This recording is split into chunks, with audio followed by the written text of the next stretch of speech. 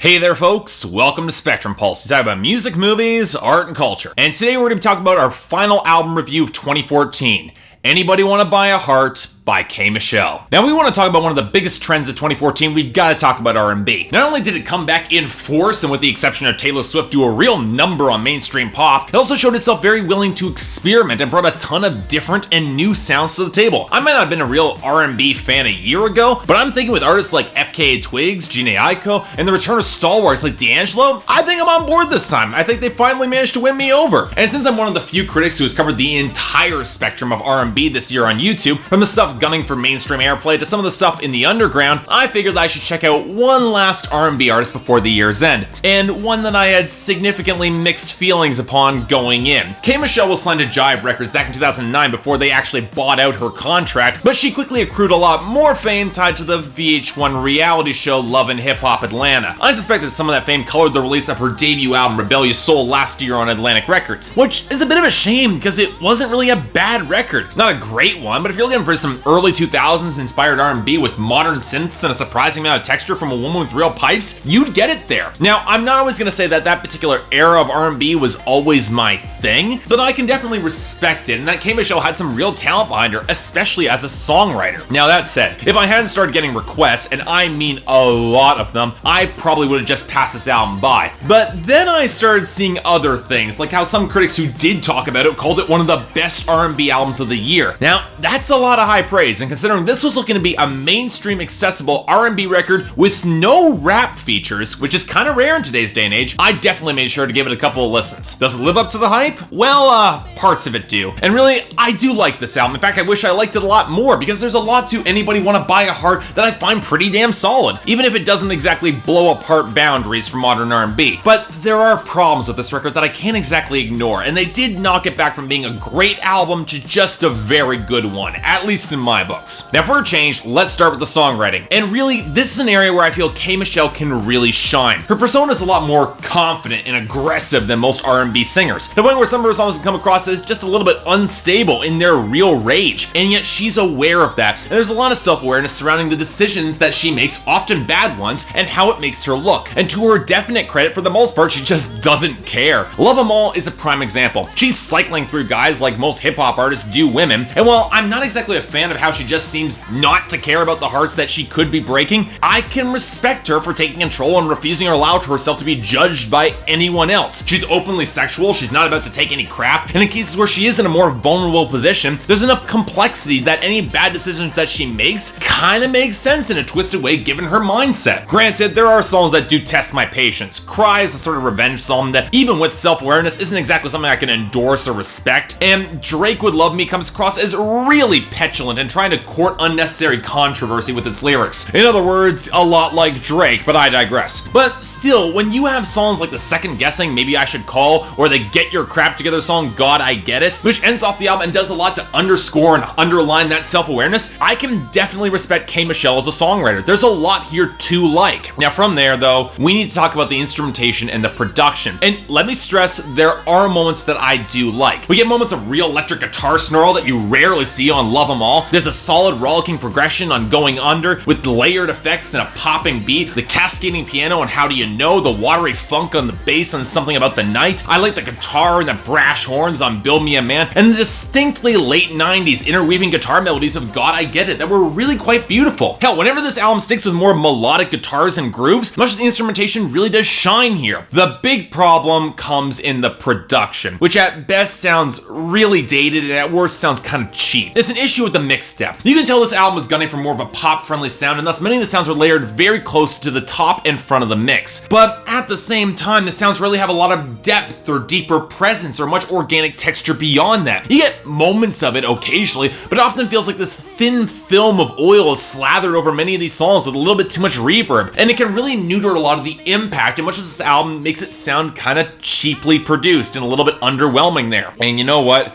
part of the issue is with K.Michelle herself. Now, let me stress that I do like her as a vocalist. I think she's got a lot of unique personality and range. She's plenty capable of showing off some harder edges while still having vulnerable confessional moments. In other words, she's got variety, and she definitely has some real pipes. What I don't think she has is a lot of control and technique and training. If you compare her to Beyonce, which is fair because they both play in a very similar vein of R&B, or at least they used to, K.Michelle might show off more dramatic range and write more interesting songs, but Beyonce has a lot more vocal control. She's able to have a lot of poise and emotive presence without letting it overtake her, whereas K.Michelle has the emotion, but it's a lot less refined, which can lead for a lot of words and notes to kind of blend together. Now, this can work. It has the unstable framing that I like about this album, the tidal wave of surging emotion that she can bring to the table, but then the producers decide to slather so many vocal effects on her voice that not only does she lose a lot of intimacy, she also loses a lot of raw vocal texture. There's so much noticeable auto-tune and reverb and vocal effects that it actively seems to detract from your unique personality and only seems to highlight the moments where the vocal runs just lose control or just don't land that punch that they should. Now, I don't know whether this was done in post in order to cover up from going flat or sharp, and that's failings on her part, or there is a symptom of the dated production or issues behind the soundboard, but either way, I gotta say it was not all that attractive. Just did not work for me and really knocks this album back a bit. And you know what? Even with all that, I'm still prepared to mostly recommend this album. It's not perfect. Let me stress this. And FKA Twigs, Tiana Taylor, and Jhené Aiko, they've got nothing to worry about in terms of stronger R&B records from female artists. But anybody want to buy a heart does have some unique personality and some charm to it, especially in the songwriting. That means a lot for me. I get the feeling that if K.Michelle got better producers, or at least were able to amp up that raw side of her delivery and personality, we could have had something really special on our hands. But as it is,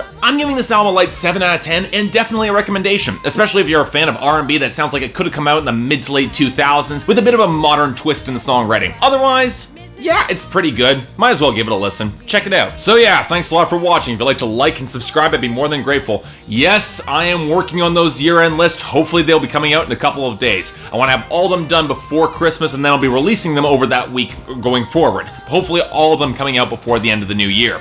But until then, I'm Mark, you're watching Spectrum Pulse, and I'll see you next time.